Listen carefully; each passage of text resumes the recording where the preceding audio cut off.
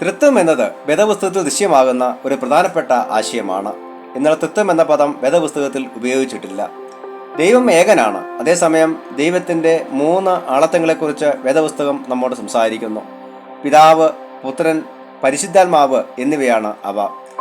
പിതാവാം ദൈവം പഴയ നിയമത്തിൽ കാണുന്ന സൃഷ്ടാവും പരിപാലകനും തെറ്റുകൾക്ക് ശിക്ഷ നൽകുന്നതുമായ ദൈവമാണ്.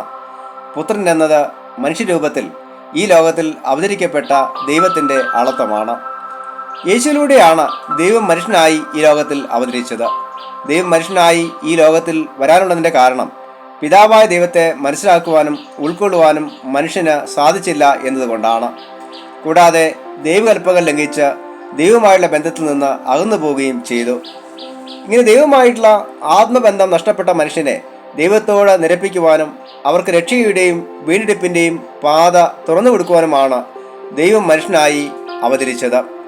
യേശുക്രിസ്തുവിൻ്റെ സത്യോപദേശങ്ങൾ ദൈവത്തെക്കുറിച്ചും യേശുക്രിസ്തുവിൻ്റെ ജീവിതം ദൈവിക സ്വഭാവത്തിൻ്റെ ശ്രേഷ്ഠതയെക്കുറിച്ചും യേശുക്രിസ്തുവിൻ്റെ ക്രൂശ് മരണം രക്ഷയും വീണ്ടെടുപ്പും പ്രദാനം ചെയ്യുവാനും ഇടയായി തീർന്നു. യോഹന്നാൻ എഴുതിയ സുവിശേഷത്തിൽ യേശുവിനെ ദൈവത്തിൻ്റെ വചനമായി വ്യാഖ്യാനിച്ചിരിക്കുന്നു. ആദിയിൽ വചനമുണ്ടായിരുന്നു, വചനം ദൈവത്തോട് കൂടെയായിരുന്നു, വചനം ജഡമായി തീർന്നു, കൃപയും സത്യവും നിറഞ്ഞവനായി നമ്മുടെ ഇടയിൽ പാർത്തു. ദൈവത്തിൻ്റെ വചനം യേശുക്രിസ്തു മുഖാന്തരമാണ് മനുഷ്യരാശിക്ക് വെളിപ്പെട്ടത്. പരിശുദ്ധാത്മാവായ ദൈവം പ്രവർത്തന നിരതമായ ദൈവമാണ്. പരിശുദ്ധാത്മാവിന് വ്യക്തികളിൽ വസിക്കുവാനും അവരുടെ ജീവിതത്തെ സ്വാധീനിക്കുവാനും നിയന്ത്രിക്കുവാനും അവരെ രൂപാന്തരപ്പെടുത്തുവാനും കഴിയും. ഉൽപ്പത്തി പുസ്തകത്തിൽ ദൈവത്തിൻ്റെ ആത്മാവ് വെള്ളത്തിന്മീതെ പരിവർത്തിച്ചുകൊണ്ടിരുന്നതായി നാം വായിക്കുന്നു. ഇതേ ആത്മാവാണ് ദൈവത്തിൻ്റെ അഭിഷിക്തന്മാരിലും പ്രവാചകന്മാരിലും പകരപ്പെട്ടത്. പരിശുദ്ധാത്മാവ് സത്യത്തെക്കുറിച്ചും നീതിയെക്കുറിച്ചും ന്യായവിധിയെക്കുറിച്ചും മനുഷ്യന് ബോധ്യം വരുത്തുന്നു. ദൈവകൽപ്പനകൾ അനുസരിക്കുവാനും സത്യത്തിൽ നിലനിൽക്കുവാനും ദൈവബോധമുള്ളവരായി തീരുവാനും അത് നമ്മെ സഹായിക്കുന്നു.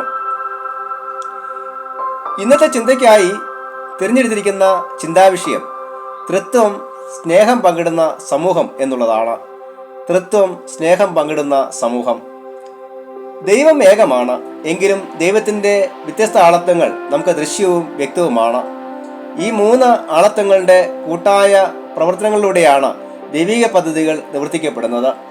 ദൈവം മനുഷ്യനെ സൃഷ്ടിച്ചിരിക്കുന്നത് ദൈവത്തിൻ്റെ ഉദ്ദേശങ്ങളും പദ്ധതികളും നിവർത്തിക്കുവാനാണ്. അത് സാധ്യമാകുന്നത് വ്യക്തികൾ ഒരു ലക്ഷ്യത്തോടുകൂടെ സ്നേഹത്തിലും ഐക്യത്തിലും കൂട്ടായ്മയിലും ഒരുമിച്ച് പ്രവർത്തിക്കുമ്പോഴാണ്. ദൈവിക തത്വത്തിലെ 3 ആളത്വങ്ങൾ കൂട്ടായി പ്രവർത്തിക്കുന്നത് പോലെ സ്നേഹം പങ്കിടുവാനും ദൈവിക ഉദ്ദേശങ്ങൾക്കായി ഐക്യത്തിൽ വർത്തിക്കുവാനും നമുക്ക് കഴിയണം. ഒന്നാമത്തെ ചിന്ത, തൃത്വസ്നേഹം അസാധ്യങ്ങളെ സാധ്യമാക്കുന്നു. തൃത്വസ്നേഹം അസാധ്യങ്ങളെ സാധ്യമാക്കുന്നു. ഉൽപ്പത്തി പുസ്തകം 18-ാം അധ്യായം 1 മുതൽ 15 വരെയുള്ള വാക്യങ്ങളിൽ യഹോവയായ ദൈവം മമ്രയുടെ തോപ്പിൽ വെച്ച് അബ്രഹാമിന് പ്രത്യക്ഷനാകുന്നു. എന്നാൽ അബ്രഹാം നോക്കിയപ്പോൾ 3 പുരുഷന്മാരെയാണ് കാണുന്നത്. ഈ ദൈവത്തിൻ്റെ തൃത്വത്തെ കുറിക്കുന്നതായി ദൈവശാസ്ത്രം വ്യക്തമാക്കുന്നു. ദൈവമാണ് തൻ്റെ മുമ്പിൽ വന്നിരിക്കുന്നത് എന്ന് മനസ്സിലാക്കാതെ തന്നെ അബ്രഹാം അവരെ സൽക്കരിക്കുന്നു. ഇത് ദൈവത്തിന് പ്രസാദകരമാകുന്നു. കൂടാതെ അബ്രഹാമിൻ്റെ ജീവിതത്തിൽ വലിയ മാറ്റങ്ങൾക്ക് ഈ സന്ദർശനം കാരണമാകുന്നു. അബ്രഹാമിനും സാറായിക്കും മക്കളുണ്ടായിരുന്നില്ല. അതുകൊണ്ട് തന്നെ സ്വന്തം തലമുറയെ നിലനിർത്തുന്ന കാര്യത്തിൽ ആശങ്കാകുലനായിരുന്നു അബ്രഹാം. ദൈവം അവർക്ക് ഒരു മകനുണ്ടാകുമെന്ന് അരുളി ചെയ്യുന്നു. അബ്രഹാം ബഹുജാതികൾക്ക് പിതാവായി തീരുന്നു. പിതാവാം ദൈവത്തിൻ്റെ സാന്നിധ്യവും പുത്രന ദൈവത്തിൻ്റെ വാക്കുകളും പരിശുദ്ധാത്മാവായ ദൈവത്തിൻ്റെ പ്രവർത്തനവും ഈ ഭാഗത്ത് നമുക്ക് കാണാൻ കഴിയുന്നു. അസാധ്യങ്ങളെ സാധ്യമാക്കുന്ന തൃത്വത്തിൻ്റെ പ്രവർത്തനത്തെയാണ് ഇവിടെ നാം ദർശിക്കുന്നത്. രണ്ടാമത്തെ ചിന്ത, തൃത്വസ്നേഹം നമ്മെ തിന്മയിൽ നിന്നും പാപത്തിൽ നിന്നും വിമോചിപ്പിക്കുന്നു. തൃത്വസ്നേഹം നമ്മെ തിന്മയിൽ നിന്നും പാപത്തിൽ നിന്നും വിമോചിപ്പിക്കുന്നു. 2 കൊരിന്ത്യർ 13-ാം അധ്യായം 5 മുതൽ 14 വരെയുള്ള വാക്യങ്ങളിൽ തിന്മയെയും പാപത്തെയും ഉപേക്ഷിച്ച് ദൈവമാർഗത്തിൽ ജീവിക്കേണ്ടതിൻ്റെ ആവശ്യത്തെക്കുറിച്ച് പറഞ്ഞിരിക്കുന്നു. തിന്മയോടും പാപത്തോടും വളരെ കർശനമായ മനോഭാവമാണ് പൗലോസ് സ്വീകരിക്കുന്നത്. ക്രിസ്തു ക്രൂശിക്കപ്പെട്ടതും മരിച്ചതും മനുഷ്യൻ്റെ പാപങ്ങളിൽ നിന്ന് വീണ്ടെടുക്കുവാനായിട്ടാണ്. നമ്മെ ശക്തരാക്കി തീർക്കുന്നതിനായിട്ടാണ് ക്രിസ്തു ബലഹീനത സ്വയം സ്വീകരിച്ചത്. ഇവിടെ പൗലോസും പറയുന്നു, ബലഹീനതയാൽ അവൻ ക്രൂശിക്കപ്പെട്ടിട്ടും ദൈവശക്തിയാൽ ജീവിക്കുന്നു. അവനിൽ ബലഹീനരെങ്കിലും അവനോടുകൂടെ ദൈവശക്തിയാൽ നിങ്ങൾക്ക് വേണ്ടി ജീവിക്കുന്നു. 4-ാം വാക്യം. പൗലോസിന്റെ ജീവിതവും പ്രവർത്തനവും അനേകരെ ശക്തിപ്പെടുത്തുന്നതിനായിരുന്നു. ഇപ്രകാരം ദൈവശക്തി പ്രാപിക്കണമെങ്കിൽ പാപത്തെയും തിന്മയെയും വിട്ടൊഴിയേണ്ടതുണ്ട്. അതിനുള്ള മാർഗം സ്വയം ശോധന ചെയ്യുക എന്നുള്ളതാണ്. നിങ്ങൾ വിശ്വാസത്തിൽ ഇരിക്കുന്നുവോ എന്ന് നിങ്ങളെ തന്നെ പരീക്ഷിച്ച് നിങ്ങളെ തന്നെ ശോധന ചെയ്യുവൻ എന്ന് പൗലോസ് ഓർമ്മിപ്പിക്കുന്നു. കൂടാതെ നിങ്ങൾ കൊള്ളരാത്തവർ അല്ല എന്ന് വരികിൽ യേശുക്രിസ്തു നിങ്ങളിൽ ഉണ്ട് എന്ന നിങ്ങളെ തന്നെ അറിയുന്നില്ലയോ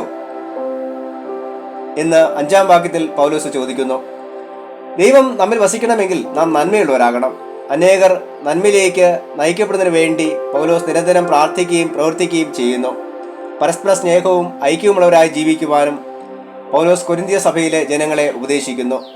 ഒടുവിലായി കർത്താവായ യേശുക്രിസ്തുവിന്റെ കൃപയും ദൈവത്തിന്റെ സ്നേഹവും പരിശുദ്ധന്മാരുടെ കൂട്ടായ്മയും നിങ്ങൾ എല്ലാവരും കൂടി ഇരിക്കട്ടെ എന്ന ആശീർവാദത്തോടു കൂടിയാണ് പൗലോസ് തന്റെ ലേഖനം അവസാനിപ്പിക്കുന്നത്.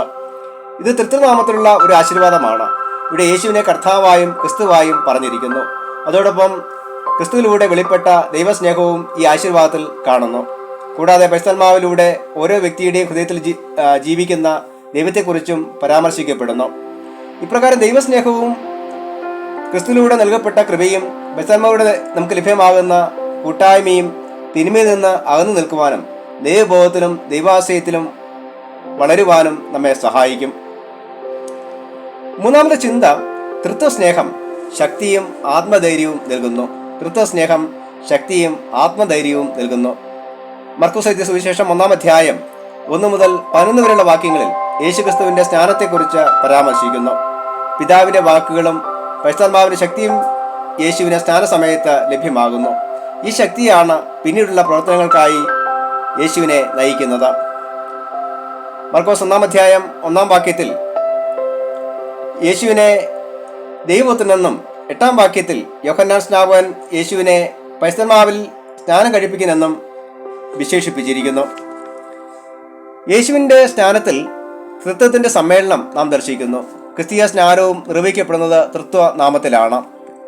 മർക്കോസ് 28-ാം അധ്യായം, മത്തായി 28-ാം അധ്യായം 19-20 വാക്യങ്ങളിൽ യേശു പറഞ്ഞു, ആകയാൽ നിങ്ങൾ പുറപ്പെട്ട് പിതാവിൻ്റെയും പുത്രൻ്റെയും പരിശുദ്ധാത്മാവിന്റെ നാമത്തിൽ സ്നാനം കഴിപ്പിച്ചും ഞാൻ നിങ്ങളോട് കൽപ്പിച്ചതൊക്കെയും പ്രമാണിപ്പാൻ തക്കവണ്ണം പിതാവിൻ്റെയും പുത്രൻ്റെയും പരിശുദ്ധാത്മാവിന്റെ നാമത്തിൽ സകല ജാതികളെയും ശിഷ്യരാക്കിക്കൊള്ളുവിൻ.